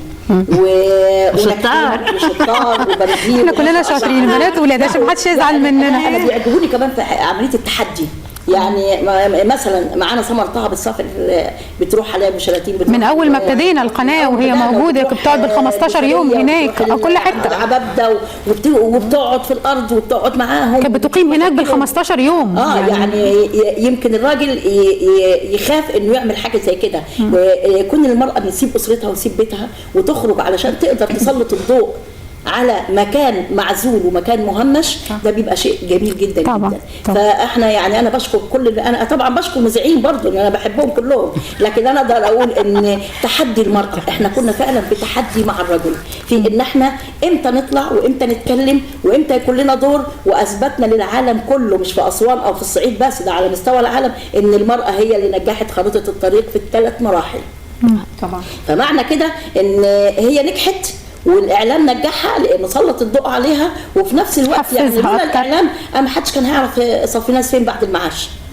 ما كانش حد هيعرف ان ايمان كسيده اعمال بدورها، ما كانش حد هيعرف الاستاذه نجاة بدورها المتميز في كل شيء، ما حدش هيعرف الاستاذه ليلى بوجودها في الاستعلامات وسلط الضوء على كل التدريبات الجميله جدا اللي هي بتعملها. يعني معنى كده ان المراه فعلا اثبتت وجودها، وانا بقول لكل مراه في اسوان وفي الصعيد لا تهابي ولا تخافي ولا يعني كلمه ولا دي عايزه احطها كتير جدا. ليه؟ لان احنا المفروض ندخل ونتقدم في وظائف قياديه كتيره بتنزل، انزلي فيها وتحدي الرجل فيها، وبكفاءتك وبمهارتك وبمهنيتك هتكوني ناجحه فيها. صحيح. معنا على التليفون الحاج بركات. الو. السلام عليكم. عليكم السلام ورحمه الله وبركاته، اهلا بيك، اتفضل. كل سنه وانتم طيبين. وحضرتك طيب. قناه طيبه طبعا العيد المسلمين، وكل سنه وانتم طيبين، وانا سعيد بكم جميعا والله. شكرا لحضرتك. وحضرتك بألف خير، شكرا لمداخلة حضرتك، شكرا جزيلا. بنرجع تاني مع ضيوفنا أستاذة ليلى الزميلة العزيزة في الهيئة العامة للاستعلامات. الاستعلامات طبعا هي فصيل هام جدا في الإعلام ولا يمكن إغفال دوره أبدا، وهي بتقوم بالكثير من الندوات واللقاءات المباشرة. يمكن احنا بتكون لقاءاتنا احنا يمكن بتكون لقاءاتنا أحيانا مباشرة أو غير مباشرة، لكن انتوا اتصالكم كله مباشر. من خلال الرصد وعمل حضرتك في الهيئة العامة للاستعلامات وإزاي ممكن مثل هذه الندوات والقرب المباشر من الناس، يعني فكرة ونجاح القنوات الإقليمية هي القرب من الناس والقرب من المكان اللي أنا بخدمه. دور حضرتك في الهيئة العامة للاستعلامات وقد إيه ساهم في تنمية المجتمع؟ اولا السلام عليكم وكل سنه وانتم طيبين. احنا طبعا يعني لغايه قبل الثوره احنا كنا وزاره واحده. ايوه كان تلفزيون هيئه العامه للاستعلامات وزاره اعلام. فكنا وزاره واحده. بدايه التلفزيون، بدايه اختباراتكم وبدايه اول دوره تدريبيه خدناها كان عندكم، كان سنه اخر 95 والاختبارات والاختيارات كان كلها في الهيئه العامه للاستعلامات. فاحنا نعتبر يعني ايه حضرنا الولاده، حضرنا الميلاد بتاع القناه يعني. فايه يعني احنا بنقول كل سنه طيبين لكم وكل سنه طيبين لنا برضه ان احنا ايه حضرنا الميلاد. فاحنا شركاء النجاح طبعا، كنا شركاء في الوزاره واحده. لكن دلوقتي طبعا بما ان مفيش وزاره اعلام بقى تلفزيون تابع للاتحاد واحنا بينا تبع الهيئه العامه للاستعلامات تبع الرئاسه الجمهوريه. فانفصلنا، بس ما انفصلناش على ارض الواقع، لان احنا على ارض الواقع بنكمل بعض. انتوا اتصال جماهيري ومجالكم للوصول للناس اوسع مننا، لكن احنا بنعرف نبض الشارع اكتر، لان احنا بنشتغل مع الناس وجها لوجه. انت بتشتغلي مذيعه بتقدمي برنامج وتروحي، انا بشتغل بعرف رد فعل الجمهور عليا وانا قاعده.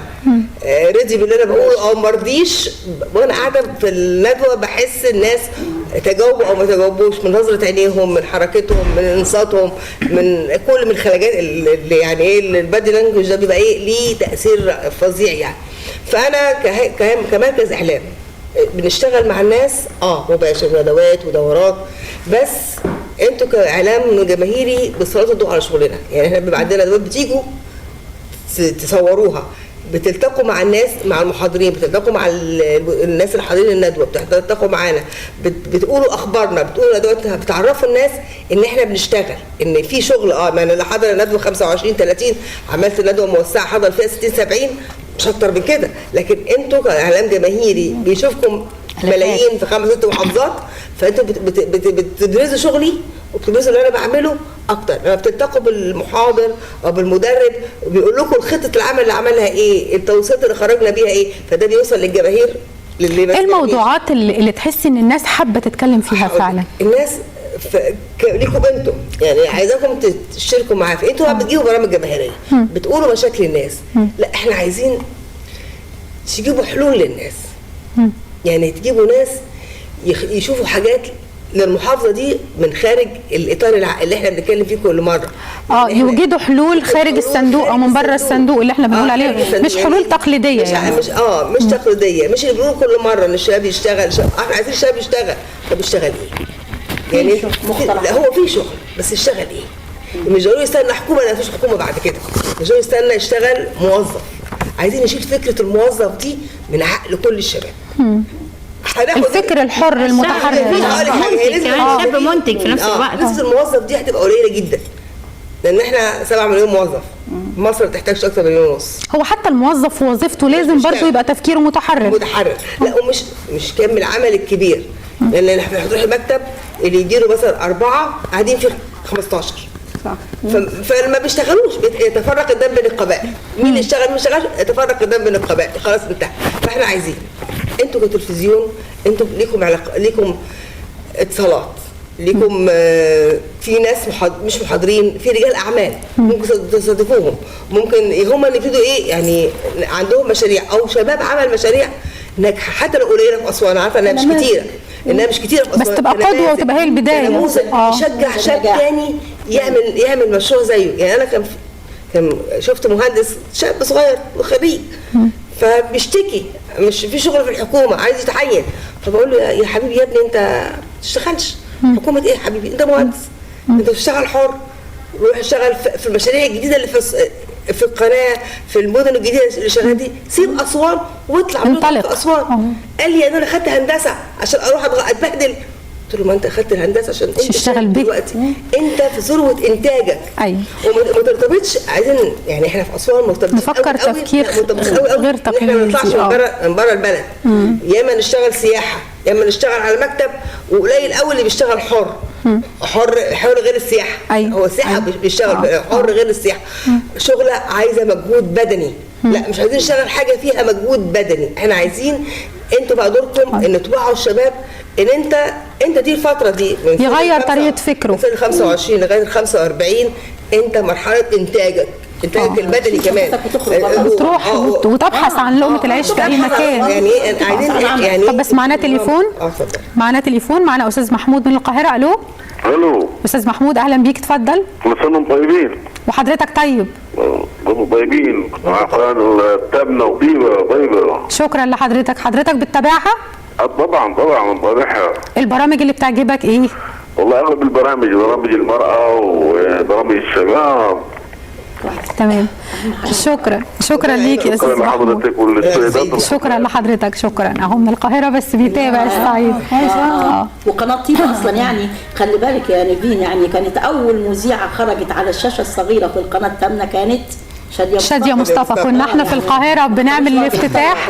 ايوه كنا احنا في القاهرة بنحضر الافتتاح. كان الرئيس الاسبق محمد حسني مبارك مدينة الانتاج الاعلامي، واول ما داس زرار بداية التشغيل كانت الكلمة كانت لشادية، كانت على الهواء. الوجه الاصفر كانت على الهواء. سمت القناة السمراء كمان. أيوة. بيطلق عليها القناة السمراء. شادية لغويا ممتازة طبعا عندها طبعا يعني. طيب هنروح معاكم لتقرير مع الزملاء وكلمتهم في احتفالاتنا بعيد ميلاد قناة طيبة، وبنرجع مرة تانية متواصلين مع ضيوفنا اللي مشرفينا النهارده.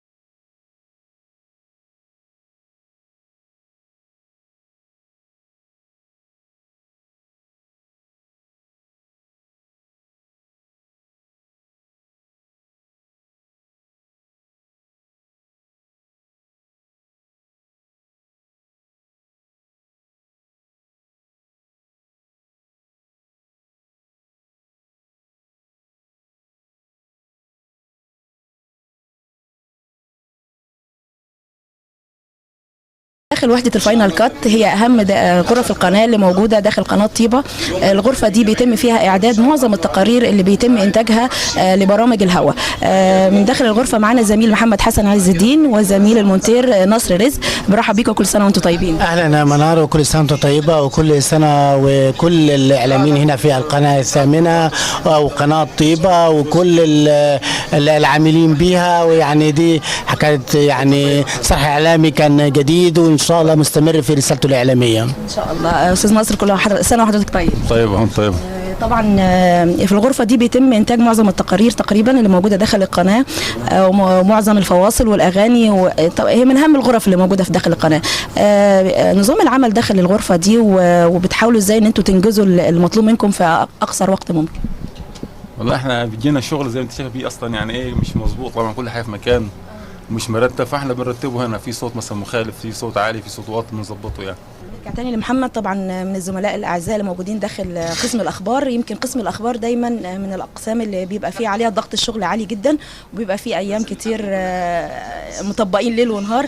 قول لي محمد، من خلال تغطياتكم اللي موجوده داخل اقليم جنوب الصعيد عامه، رايك ايه في قناه طيبه وتطورها في الفتره الماضيه؟ يعني يمكن في تطور كبير جدا حدث في قناه طيبه. يمكن كانت في الاول يمكن اغلبها كانت برامج مسجله.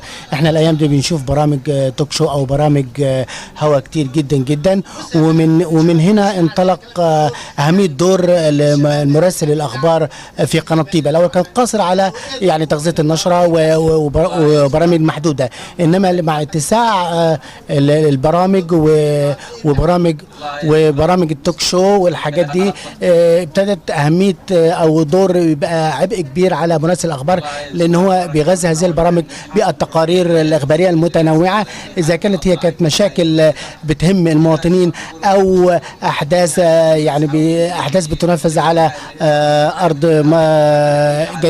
جنوب الوادي بمحافظاته الخمسه، سوهاج، قنا، الاقصر، البحر الاحمر، الوادي الجديد، واسوان. طبعا ادانا فرصه اكتر ان احنا نتواصل اكتر مع الجمهور ونشوف مشاكلهم ونحاول نعبر عنها، وده يمكن يعني ادى قوه اكتر للبرامج الاخباريه وشغل المراسلين الاخبار. طبعا يعني ده زي ما قلت لحضرتك، ده ادى قوه وادى ضغط شغل، وبالذات تنوع البرامج. يمكن في النهارده على الشاشه في برامج كتير منوعه تكشو، في برامج يعني بتخدم المواطنين، بتتناول مشاكلهم، زي مثلا برنامج طلب احاطه يعني مختص بحل مشاكل او القاء الضوء على المشكلات اللي بتهم المواطن، سواء حياته اليوميه او المشكله المتعلقه بالمواطن نفسه. اشكرك يا محمد، وكل سنه وانت طيب. كل سنه وانت طيب، كل الاعلاميين وكل العاملين بقناه طيبه، كل سنه وانتم طيبين، وان شاء الله يبقى يعني دي رسالتنا مستمره ان شاء الله، ونقدم احسن للمتلقين ومشاهدي قناه طيبه. شكرا لك يا فندم، كل سنه طيبه. الاستاذ طارق ضوي رئيس التحرير بقناه طيبه، بنرحب بيك وكل سنه وحضرتك طيب. وانت طيبه، اهلا بيك يا منار، اهلا وسهلا بيك. على مدى 20 سنه حاولت قناه طيبه ان هي تقدم مجموعه كبيره من البرامج، وكانت متميزه جدا في التغطيات الاخباريه اللي كانت بتقدمها من جميع محافظات الاقليم. لو اتكلمنا عن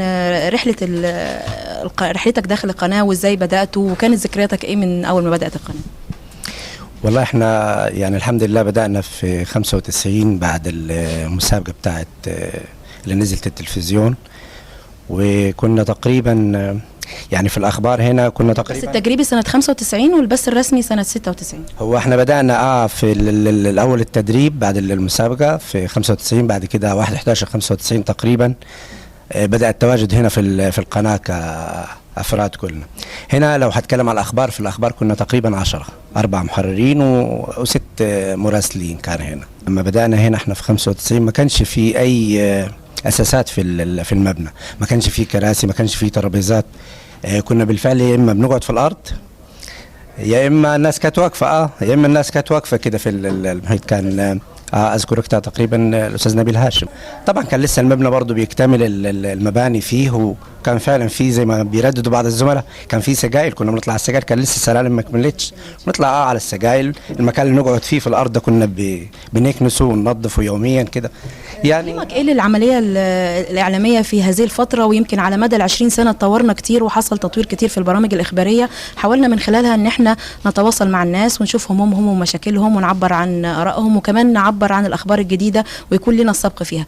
تقييمك ايه لهذه الفتره وتتمنى ايه للفتره القادمه ان شاء الله؟ والله هو بالنسبه للفترات الاولى اللي هي بدات فيها القناه، لانها كان يعني يعتبر زي ضيف جديد على المحافظات اللي بتغطيها، 6 محافظات اللي بتغطيها، زائد كانت تشكى اساسيا نعتبرها، لو هنعتبرها بمثابه محافظه برضو كان وقتها كان ليها مردود يعني اعلى او اكبر من الوقت اللي احنا فيه ده.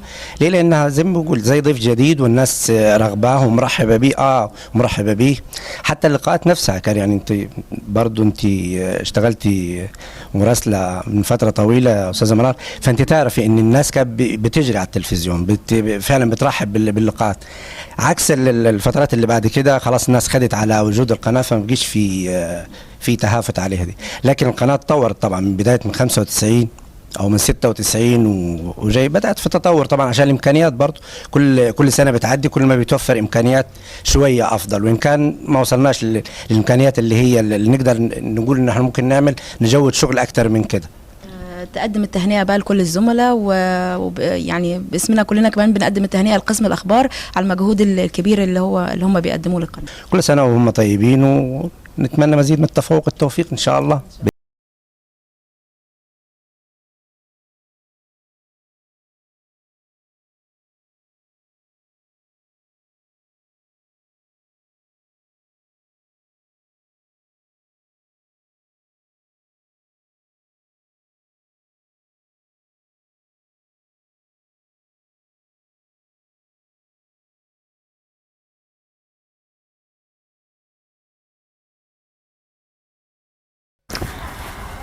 متواصلين معاكم وحياتنا واحتفالنا بمرور 20 سنة على قناة طيبة، ومعانا ضيوفنا اللي مشرفينا.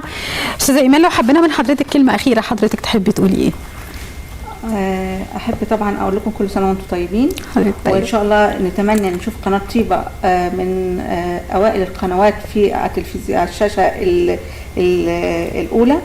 اتمنى من المذيعين ان هو يخترق الشارع دي، يعني انتوا فعلا متواجدين في الشارع، بس عايزه الكثافه، عايزه حته الهوى، يعني انكم تبقوا عندكم مثلا مباشر، البث المباشر برضو يا ريت تكثفوا منه، لان في احداث بتحصل بنلاقيها في قنوات تانية، وفي قنوات بنفتح قناه طيبه ما بنلاقيهاش صراحه يعني. فاتمنى ان ده ان شاء الله وانا عارفه طبعا امكانيات القناه ايه، يعني انا عارفه امكانيات القناه، وان شاء الله يعني نشوفها احسن قناه بمذيعينها الجمال ومخرجينها، والقناه يعني صراحه حاليا يعني انا لما بيتصل حد من القاهره يعني معنى كده ان القناه مسمعه، وان شاء الله نقول لكم في الزياده وكل سنه وانتم باذن الله. وحضرتك طيب استاذ صافي ناز؟ انا اقدر اقول ان يعني امنيتي ان القناه تامنه تبقى تهتم جدا بمصداقيه بعرض الراي والراي الاخر. يعني لما تحصل مشكله المفروض ان انا قبل ما ادي رايي او انحاز للضيوف الموجودين لازم انا اتصل بالطرف الاخر واسمع الطرف الاخر، لان ربما هو يكون عنده تعليل او اسباب بتختلف تماما، لان اي حد بيعرض مشكلته بيظهر هو فيها المظلوم. صحيح في مشكلات كتيره جدا عندنا، بس احيانا بيحدث نوع من التجاوز. فانا بحس مع بعض المذيعين والمذيعات ان هم فعلا في مهنيه عاليه جدا، في مصداقيه عاليه جدا، ولكن في مع البعض الاخر يعني كانت مواقف وحاجات. فانا انا عايزه المصداقيه وعايزه المهنيه تبقى موجوده، ونبقى زي ما قالت ايمان ان احنا متواجدين في وسط الناس نعرض كل الاراء مش اراء معينه بس. ونتمنى ان القناه تامنه تبقى داعم لرابطه نساء الجنوب، لان احنا اصلا بنشتغل للمراه وبنحاول ان احنا نوصل للمراه في اقصى مكان في اقليم جنوب الصعيد ان شاء الله. وفي نفس الوقت بنقول كل سنه وانتم طيبين، وللسيدات اللي موجودات وللعاملين كلهم. وعلى فكره مش اللي موجودات المذيعات فقط، احنا ورا الكاميرا في غرفه الكنترول طبعا زملاء كثيرات وزملاء ورجال. فاحنا يعني بنتمنى لكم ان انتم تبقوا من القنوات الاولى اللي موجوده، اللي يبقى في تواصل بينكم وبين كل انسان من هنا سواء في مصر سواء خارج مصر، بحيث ان التواصل يبقى موجود. وفي نفس الوقت انا اشجع، احنا لسه كنا بنقول عايزين مقترح للمقترحات للمشكلات اللي موجوده، يكون في تواصل بيننا وبين رجال الاعمال، بين الموجودين خارج مصر اللي موجودين في دول الخليج، اللي يعني ممكن يساعدونا بحاجات كتيره جدا في تشغيل الشباب اللي موجودين عندنا. اتفضل. هضيف على حاجه، هو انا في مؤتمر السياحه اللي هو كان سياحه الاعلام العربي، انا برضو احنا ما لقيناش في اسوان اي حد غير قناه طيبه، ودي لازم نقطه لازم يعني اقولها في حق القناه. يعني انا لان انا بصيت لقيت قناه طيبه بالكاست بتاعها كله كان متواجد مع متغطي اللي هو مؤتمر الاعلام العربي. ساعات حتى لما بتيجي مؤتمرات او حاجه طريقه يعني حتى مش بننتظر الاجراءات الورقيه الروتينيه وفاكس وطلب وكده، بالتليفون الناس بتتحرك على طول. يعني فعلا لقيت قناه طيبه مغطيه كده، مغطيه المؤتمر كله، مؤتمر الاعلام العربي السياحه. كان لفته كان جميل جدا. هم حتى نفسهم لما جم عملوا المؤتمر الختامي او كانوا بيتكلموا عن القناه طيبه والمذيعين، وكانت تقريبا هبه عثمان انا عايزه كانت متواجده. انا مش عايزه اسمي حد، طبعا احنا كلنا واحد، كلنا بنمثل قناه طيبه، كله بيشتغل بس كله بيشتغل بس يعني بتيم جروب كده. يعني بصراحه كانت حاجه كويسه. وحتى ابتدت خارج اسوان بيبتدوا يفتحوا قناه طيبه علشان يشوفوا ايه الاحداث اللي كانت بتحصل. هو ده اللي احنا عايزين نتمناه من القناه. انا عايزه النهارده ما افتحش القناه اون تي في ولا دريم ولا عايزه اشوف الحدث اللي بتاع اسوان في قناه طيبه، افتح قناه. هو ده اللايف اللي انا عايزاه. وبعدين انا برضو بقول ان بالنسبه لقناه طيبه يمكن نجاح مشروعات عندنا وكشف عن الفساد في مؤسسه مصريين بلا حدود كان عن طريق الاعلام ايضا وعن طريق قناه طيبه. فده يعني انا بقول ان دي بتعتبر شهاده نجاح لينا ان احنا بنسلط الضوء على بعض المشكلات والفساد اللي موجود داخل اسوان. تمام. استاذه نجاة؟ طبعا لا، انا قناه طيبه دي حياتي يعني هي والعاملين فيها واللي في الشاشه واللي خلف الكاميرات ناس كتير. يعني انا بصراحه بخص الشكر للاستاذه اميمه، وبعتبرها علم بالنسبه للمراه الصعيديه، ان كان ليا الشرف انا وهي كنا ممثلين في مؤتمر لدوله عربيه، كانت هي ممثله للاعلام وانا كتنميه. وبالنسبه للقناه التامنه يعني هي حياتنا فعلا زي ما بالنسبه للشعب المصري كله دلوقتي. بس انا كان نفسي يبقى في كمان زياده عليها في حاجه واحده، ان يبقى في تنويه للسياحه بلغات مختلفه.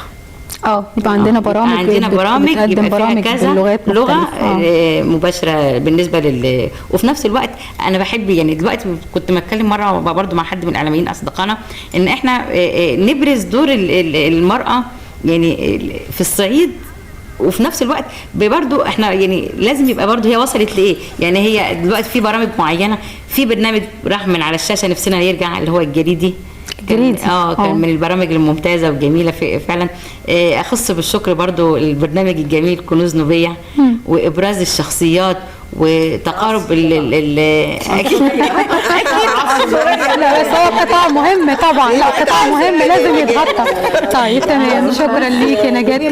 لا لازم يا جماعه استاذه ليلى حضرتك تقولي لازم نجاة تقول كنوز نوبيه. احنا القناه بتخدم اكتر من محافظه، فالواجب تطلع تبرز كل محافظه. ده كنوز الوادي الجديد وكنوز البحر الاحمر، هتاخد منك برامج كتير طبعا. يعني عارفه لما تبرزي الشخصيات اللي اثرت في تاريخ كل محافظه، الاماكن اللي ليها تاريخ في كل محافظه، انت عندك 5 محافظات تقريبا او 6، فدول يعني دول يعملوا لك كم من البرامج محترم جدا جدا، في شخصيات عامه اثرت ومش معروفه للناس، معروفه اهل البلد دي بس، لكن ومشروعات وحاجات كتير قوي. في حاجه ثانيه، في احنا عايزين نقول ايه، الطفل. انا عايزه ان تركزوا على الطفل باسلوب مختلف عن اللي بيتقدم دلوقتي. مظبوط. الطفل المصري طفل ذكي. احنا عايزين مش عايزين برامج بتاكل ايه يا حبيبي وبتشرب ايه يا حبيبي، لا الولاد بقى فكرهم غير كده خالص. انا بكلمه بوجهه نظري الكبيره، عقليه الطفل. لا هو الطفل على فكره بيبقى فاهمك وفاهم انت عايزه ايه، بس ممكن كمان يعاملك بعقليه اقل شويه من عقليتك. طيب. فلازم تعاملي الطفل برامج الطفل، برامج شايف زي ما كنت من شويه، واهتمام بالمشروعات واهتمام بالنماذج الناجحه في المجتمع الاسواني، مش اسواني بس، اسواني وإيهاب طبعا احنا بنقيس على كل الاقليم اللي احنا بنغطيه. انا سعدت جدا بلقائي معاكم النهارده وشرفتونا، وان شاء الله يكون لنا لقاءات تانية واحتفالات تانية دايما ان شاء الله. بشكركم جدا وحضرتك طيب. مشاهدينا هنروح معاكم لفاصل وبنرجع مره تانية متواصلين معاكم وحياتنا.